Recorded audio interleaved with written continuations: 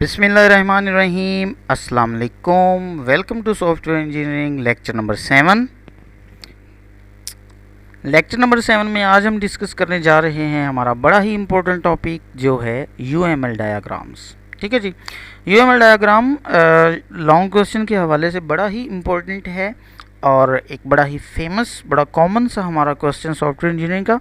और software engineering जो है उसमें एक बहुत ही इम्पोर्टेंट हमारा टॉपिक, अगर हम point exam point of view से देखें तो फिर भी अगर हम एग्ज़ाम पॉइंट ऑफ व्यू से हटकर अगर हम देखें तो उसमें भी हमारा जो यूएमएल डायग्राम्स हैं ये बड़ा ही इम्पोर्टेंट है। ठीक है जी। इसमें हम आज यूएमएल डायग्राम्स में जस्ट यूज़ केसेस को डिस्कस करने जा रहे हैं। सबसे पहले हम देखते हैं कि यूएमएल डायग्राम्स होती क्या हैं। UML diagram, UML stands for unified modelling language. एक ऐसी लैंग्वेज है जो कि मॉडलिंग के लिए इस्तेमाल की जाती है। ठीक है जी। मॉडलिंग मतलब डिज़ाइनिंग पर्पज़ के लिए हम यूएमएल को यूज़ करते हैं। ठीक हो गया जी, इस चीज़ को याद रखिएगा। Unified modelling language is a general purpose modelling language. The main aim of UML is to define a standard way to visualise the way of system has been designed. किसको हम एक स्टैंडर्ड वे है जिसको यूज़ करते हुए हम अपने system को डिज़ाइन कर सकते हैं और डिज़ाइन के जरिए हम उसको विजुलाइज भी कर सकते हैं, मतलब उसको देख सकते हैं उसकी वर्किंग, और हम अपने यूज़र के साथ, अपने कस्टमर के साथ बैठकर डिस्कशन भी कर सकते हैं, उसको डिज़ाइनिंग दिखा सकते हैं। It is quite similar to blueprint use in other field of engineering. जैसे फील्ड की दूसरी इंजीनियरिंग में हम ब्लू प्रिंट्स, मतलब हम सपोज़ घर बनाना है तो घर बनाने से पहले हम उसका मैप बना लेते हैं, नक्शा बना लेते हैं। नक्शा क्या है जी, उसको हम ब्लू प्रिंट कह सकते हैं। उसके बाद अगर हम बात करें तो हमने क्या करना है जी, हमने कोई एक गाड़ी डिज़ाइन बनानी है तो गाड़ी बनाने से पहले उसका डिज़ाइन बनाया जाता है। हमने जहाज़ बनाना है तो जहाज़ बनाने से पहले उसका डिज़ाइन बनाया जाता है। ठीक है, तो डिज़ाइन हम कर रहे हैं, तो डिज़ाइनिंग पर जो प्रोसेस है उसको हम यूनिफाइड मॉडलिंग का नाम देते हैं। UML is not a programming language, it is rather A visual language. ये कोई प्रोग्रामिंग लैंग्वेज नहीं है, वह ये विजुअल है। हम इसके ज़रिए से चीज़ों को विजुलाइज करते हैं, डिज़ाइन करते हैं। We use UML diagrams to portray the behavior and structure of the system। हम इसके ज़रिए से ये चीज़ इसको रिप्रेजेंट करते हैं कि हमारा सिस्टम जो है उसका बिहेवियर क्या होगा और उसका स्ट्रक्चर क्या होगा। UML help software engineering businessman and system architect with modelling design and analysis. UML जो है ये हेल्पफुल होती है किसके लिए, जो बिजनेसमैन होते हैं, मतलब सॉफ्टवेयर इंजीनियर होते हैं, उनके लिए हेल्पफुल है। उसके बाद बिजनेसमैन होते हैं, अपने बिजनेस को डिज़ाइन करने के लिए यूज़ करते हैं। उसके बाद सिस्टम आर्किटेक्ट्स होते हैं, मतलब जो किसी सिस्टम को बनाना है तो उसके मॉडल्स बनाए जाते हैं, उसको डिज़ाइन किया जाता है। इन सभी के लिए ये हेल्पफुल होती है। The object management group OMG, ठीक है जी, adopt unified language as a standard in 1997। पहले भी डिज़ाइन बनाए जाते थे, लेकिन जो स्टैंडर्ड इसको मार्केट में या कह लें कि कानूनी तौर पर इसको जो हक मिला वो 1997 में मिला गया। ठीक है जी। 1997 में इसको प्रॉपर एक मतलब लैंग्वेज बना दिया गया और प्रॉपरली तौर पर इसको यूज़ किया गया 1997 में, और ये काम था OMG का, object management group. It's been managed by OMG ever since International Organization for Standard published UML as approved standard in 2005। और ISO मतलब जो हमारा स्टैंडर्ड ऑर्गेनाइजेशन इंटरनेशनल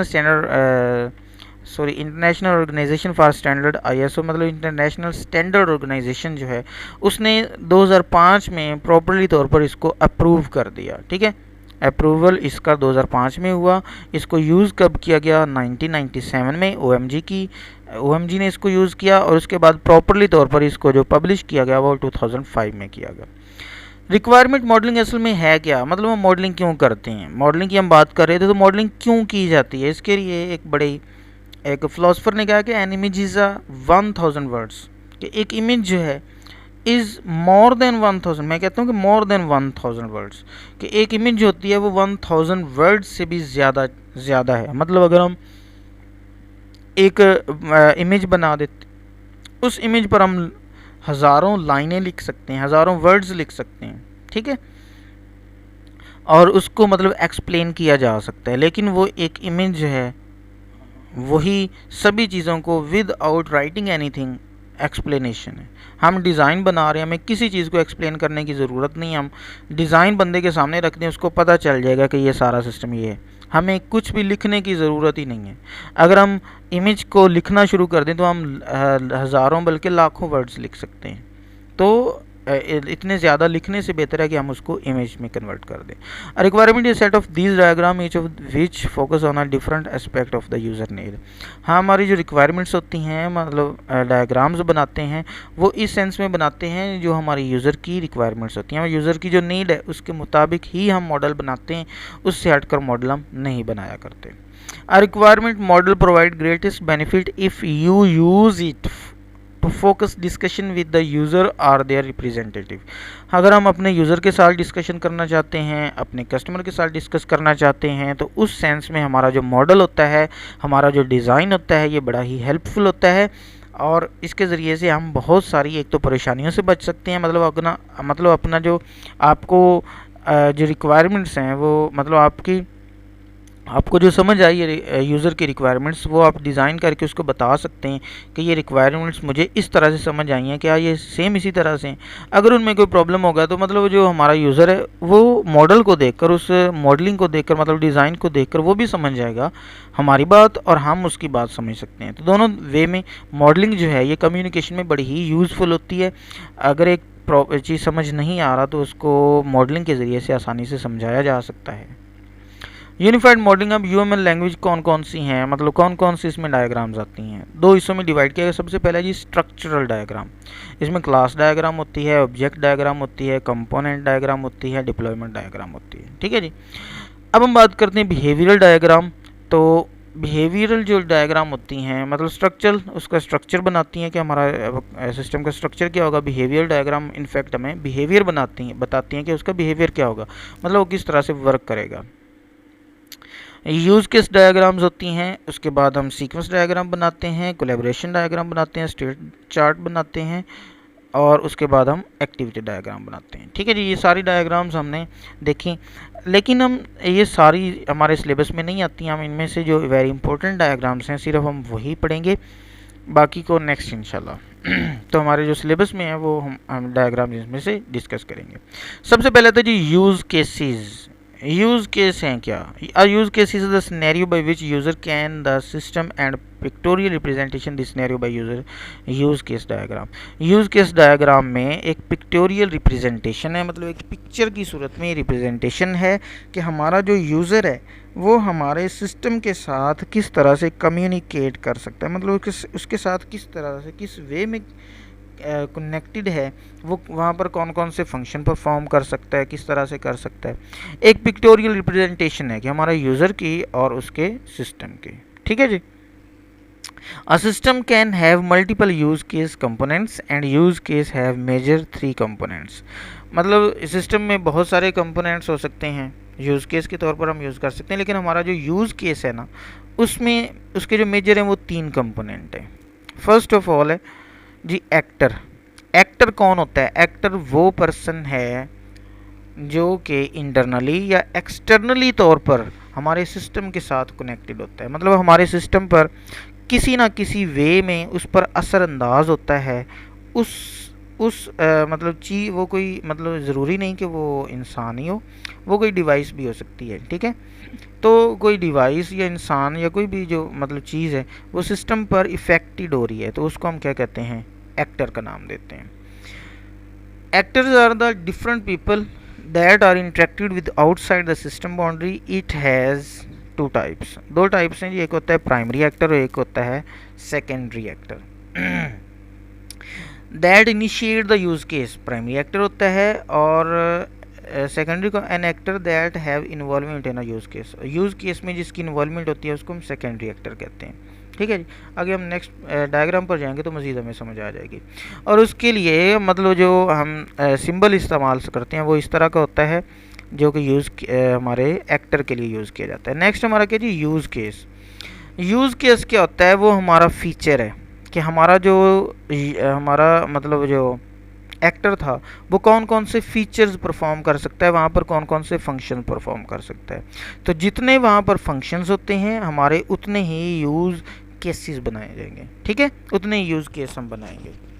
हर यूज़ मतलब हर फीचर के लिए अलग से यूज़ केस बनाया जाएगा। और यूज़ केस के लिए जो हम सिंबल इस्तेमाल करते हैं वो इस तरह का ओवल शेप में होता है, और उसके अंदर हम यूज़ केस का नाम भी लिखते हैं, मतलब हम वहाँ पर कौन सा फंक्शन परफॉर्म कर रहे हैं वो फंक्शन का नाम भी हम इसके अंदर लिखते हैं। कनेक्टर या रिलेशन, हम क्या करते हैं, एक्टर को उसके यूज़ केस के साथ कनेक्ट करते हैं, ठीक है, दोनों के दरमियान हम रिलेशनशिप शो करते हैं, और उसके लिए हम सिंपल लाइन का इस्तेमाल करते हैं दोनों को आपस में कनेक्ट करने के लिए।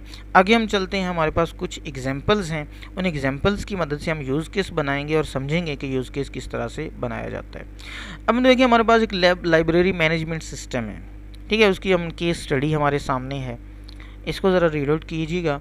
क्या ये एक मतलब लाइब्रेरी सिस्टम है, उसमें हमारे पास हमारे मेंबर्स हो सकते हैं, वो मेंबर क्या करेंगे, वहाँ पर जाएंगे, वहाँ पर लॉगिन हो सकते हैं। अगर तो पहले से उनका अकाउंट बना हुआ है तो इनफैक्ट वो लॉगिन होंगे, अगर उनका अकाउंट पहले नहीं बना हुआ तो वो क्या होंगे, वहाँ पर रजिस्टर हो सकते हैं, ठीक है, पहले रजिस्टर्ड होंगे फिर लॉगिन हो सकते हैं। जब लॉगिन हो गए तो वो क्या कर सकते हैं, वहाँ से बुक इशू करवा सकते हैं, मतलब बुक सर्च कर सकते हैं, सर्च अगर हो गई वो बुक अवेलेबल है तो उसको इशू भी करवा सकते हैं। अगर पहले वो बुक लिख चुके हैं तो उनको वहाँ पर रिटर्न भी कर सकते हैं। अगर तो उन्होंने किसी बुक का कोई बिल पे करना है, मतलब उनके में कुछ फ़ीस है तो वो फ़ीस भी पे कर सकते हैं, ठीक है, वहाँ से लॉग आउट वगैरह हो सकते हैं। तो उसके बाद हमारा मतलब इस तरह से सिस्टम है। हम देखते हैं कि इसमें हमारे जब भी हम यूज़ केस बनाने जाएं तो सबसे पहले हमने देखना है कि हमारे एक्टर कौन कौन से हैं। इसमें हमारे पास है जी यूज़र, हमारा जो मेंबर होगा लाइब्रेरी का वो हमारा यूज़र भी उसको कह सकते हैं, उसको मेंबर भी कह सकते हैं। वो क्या है जी, मतलब मेंबर में हमारे सिर्फ वो आएंगे जो रजिस्टर्ड मेंबर हैं, लेकिन अगर हम यूज़र लिखते हैं तो वो रजिस्टर्ड एंड अनरजिस्टर्ड दोनों आ जाएंगे, ठीक है। नेक्स्ट हमारा जो एक्टर है वो है लाइब्रेरियन। लाइब्रेरियन वहाँ पर कोई बंदा होगा जो हमें बुक इशू करेगा, ठीक है। थर्ड वन है जी बुक्स डेटाबेस, हमने एक डेटाबेस भी बनाई होगी, वहाँ पर उसमें सारी बुक्स का रिकॉर्ड होगा जहाँ से हम बुक सर्च कर सकते हैं। उसके बाद है वेंडर। वेंडर क्या होता है, जिससे हम बुक जो लाइब्रेरी को बुक्स प्रोवाइड कर रहे हैं, ठीक है, वो हो सकता है।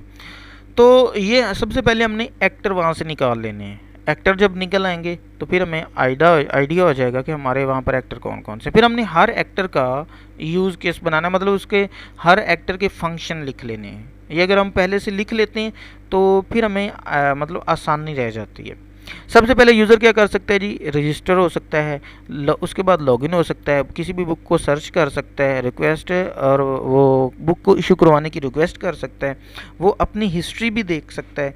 रिक्वेस्ट टू लाइब्रेरियन, अगर कोई उसको प्रॉब्लम आ रहा है तो वो लाइब्रेरियन से रिक्वेस्ट कर सकता है, और उसके बाद वो अनरजिस्टर्ड भी हो सकता है। ये सारे क्या थे, ये सारी हमारे यूज़र की हमारी सारे यूज़र की क्या थी, उसकी फंक्शनैलिटीज़ थी कि वो कौन कौन से फंक्शन लाइब्रेरी में परफॉर्म कर सकता है। ठीक हो गया। नेक्स्ट हम देखते हैं लाइब्रेरियन, वो कौन कौन से लाइब्रेरियन, हम उसको रिक्वेस्ट करेंगे, वो क्या करेगा, बुक को इशू कर देगा। अपडेट एंड मेंटेन रिकॉर्ड, हमारा रिकॉर्ड अगर वो कोई नई बुक्स लेकर आ रहा है, परचेज़ कर रहा है, तो वो उसको अपडेट करेगा। अगर कोई बंदा लेकर जा रहा है बुक, वहाँ से इशू करवा रहा है या बुक वापस कर रहा है, रिटर्न कर रहा है, तो इस सूरत में क्या करेगा, वो अपने रिकॉर्ड को मेंटेन कर सकता है, उसको अपडेट कर सकता है, ठीक है। Request the vendor for a book, और जो लाइब्रेरियन अगर उसको किसी बुक की ज़रूरत है तो वो वेंडर से रिक्वेस्ट कर सकता है।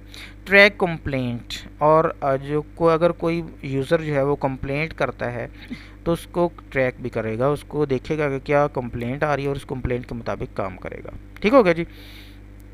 बुक्स डेटाबेस क्या कर सकता है, update record and show book status, ये दोनों उसके फंक्शन है। और उसके बाद वेंडर क्या कर सकता है, provide books to the library, payment acknowledgement, payment के बारे में भी ये काम करेगा कि, और उसके बाद वो क्या क्या करेगा जी, बुक्स भी प्रोवाइड करेगा। ठीक है। अब हम यूज़ केस देखते हैं इसका। ये थोड़ी सी इसमें पहले देख लें कि हम सबसे पहले क्या करते हैं, लॉगिन को आपने अभी भूल जाना है, ये बाय मिस्टेक यहाँ पर आ गया पहले ही, मतलब ये बाद में आना चाहिए था। तो लॉगिन को एक दफ़ा भूल जाएं, लॉगिन क्या चीज़ है। ठीक है। हम सबसे पहले क्या करते हैं, अपने यूज़ केस की बाउंड्री बनाते हैं। लो जी, ये उसकी हमने बाउंड्री बना दी है कि हमारा यूज़ केस की बाउंड्री ये है, मतलब इसमें हमारे ये सारी फंक्शनैलिटीज़ होंगी। हमने एटीएम के लिए बनाया था, सॉरी लाइब्रेरी मैनेजमेंट के लिए बनाया था, तो लाइब्रेरी मैनेजमेंट की ये बाउंड्री है, ये लाइब्रेरी मैनेजमेंट सिस्टम की बाउंड्री है। अब इसमें हम देखते हैं एक्टर कौन हो सकता है। एक्टर सबसे पहले हमारा कौन हो सकता है जी, हमारा यूज़र, ये हमारा एक्टर है, ठीक है। अब ये एक्टर जो है ये कौन कौन सी फंक्शनैलिटीज़ परफॉर्म कर सकता है। सबसे पहले रजिस्टर हो सकता है, उसके बाद लॉगिन, अब आएगा लॉगिन, ठीक है। सबसे पहले वो क्या हो सकता है जी, रजिस्टर हो सकता है, अगर वो रजिस्टर पहले से नहीं है। उसके बाद वो लॉगिन हो सकता है, उसके बाद वो बुक को सर्च कर सकता है, उसके बाद वो रिक्वेस्ट फॉर इशू कर सकता है, उसके बाद वो क्या हो सकता है, अनरजिस्टर हो सकता है। एक दो फंक्शनैलिटीज़ इसमें नहीं लिखी, वो आप ऐड करना चाहें तो कर सकते हैं उसमें, जो लास्ट हमने पढ़ी थी। अब इनको क्या करेंगे, उनके साथ कनेक्ट कर देंगे, सिंपल लाइन कनेक्टर के तौर पर यूज़ कर रहे हैं, ठीक है जी।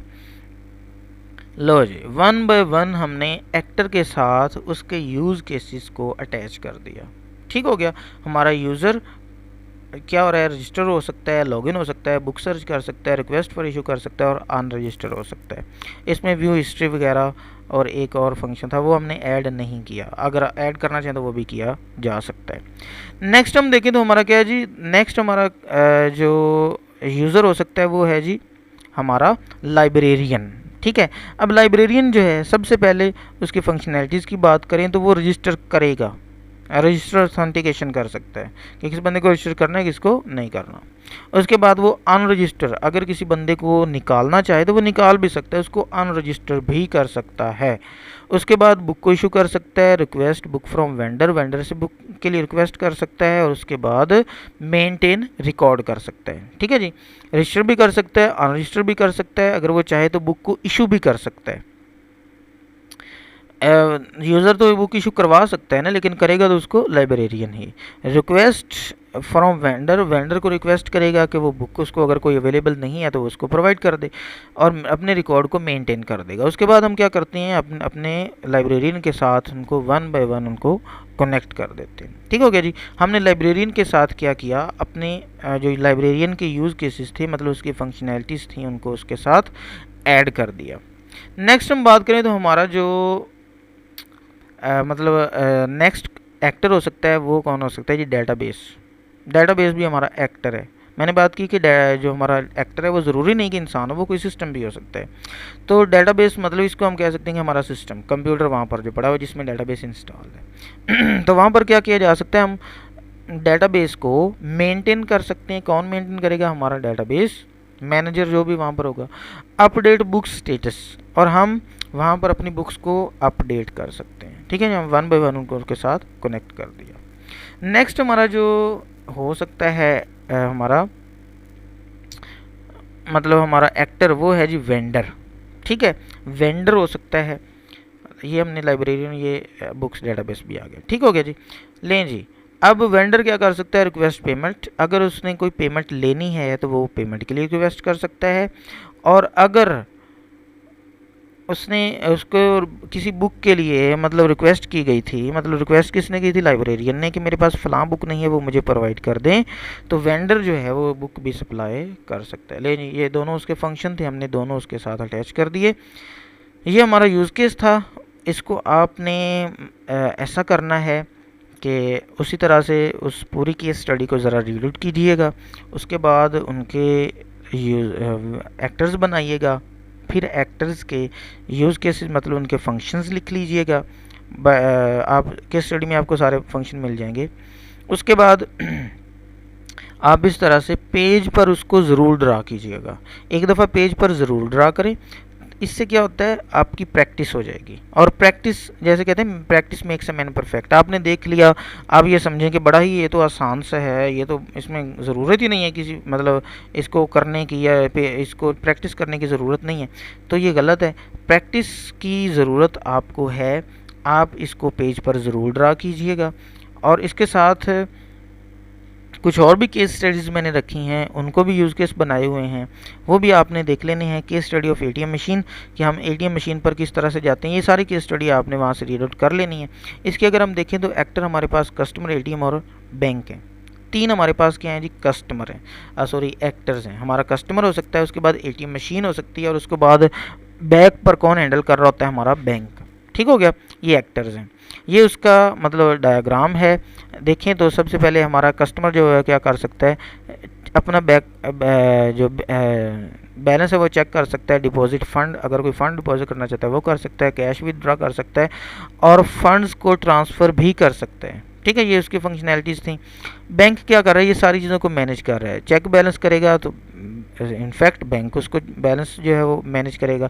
Deposit, withdraw, transfer fund, maintenance, repair, ये सारी चीज़ें कौन मैनेज कर रहा है जी, बैंक। और एटीएम टेक्नीशियन जो है ये क्या कर सकता है, मेंटेनेंस कर सकता है और रिपेयर कर सकता है। अगर उसमें कोई प्रॉब्लम है, उसमें कोई ख़राबी आ गई तो उसको ठीक कर सकता है हमारा एटीएम टेक्नीशियन। ठीक है जी, ये हमारा बड़ा ही सिंपल सा और आसान सा एटीएम का यूज़ केस है। उसके बाद नेक्स्ट देखते हैं तो हमारी केस स्टडी है, जो कि प्रेसमैन्स की बुक में भी है। Case study for safe home security, कि हम अपने होम को किस तरह से सिक्योर कर सकते हैं। मतलब हम सेंसर लगाएंगे, अगर कोई अनरिकॉग्नाइज या अनरजिस्टर्ड बंदा जो है वहाँ पर एंटर होता है तो वहाँ पर बेल जो हैं, मतलब हमने कंट्रोल सिस्टम लगाया हुआ है, सेंसर लगाए हुए हैं, वो सेंसर हमें बता देते हैं, खुद ही बेल होना शुरू हो जाती है, बेल्स बजने लगेंगी कि मतलब हमारा जो है वहाँ पर कोई बंदा जो है वो आ रहा है। ठीक है, मतलब बगैर पूछे या बगैर दरवाजे के ज़रिए से नहीं बल्कि दीवार से आ रहा है, मतलब जो रिकॉग्नाइज नहीं है। ठीक है, वो आ रहा है। उसके बाद अगर वो बेल पर हम गौर नहीं करते तो फिर हमें कॉल आ जाती है। कॉल के ज़रिए से वो हमें बताया जाएगा कि वहाँ पर कोई अनरिकॉग्नाइज्ड पर्सन जो है वो आ रहा है। ठीक है, इसको हम देखते हैं ज़रा हमारा किस तरह से होता है। होम ओनर क्या कर सकता है, home owner alarm, disalarm system, arm and disarm system. ठीक है जी, अब होम ओनर दूसरा क्या कर सकता है, एक्सेस सिस्टम या इंटरनेट सिस्टम को इंटरनेट के ज़रिए से एक्सेस कर सकता है। रिस्पॉन्ड टू अलार्म इवेंट, अगर उसको अलार्म आता है तो वो क्या कर सकता है, उस पर रिस्पॉन्स देगा। और उसके बाद एनकाउंटर एन एरर कंडीशन।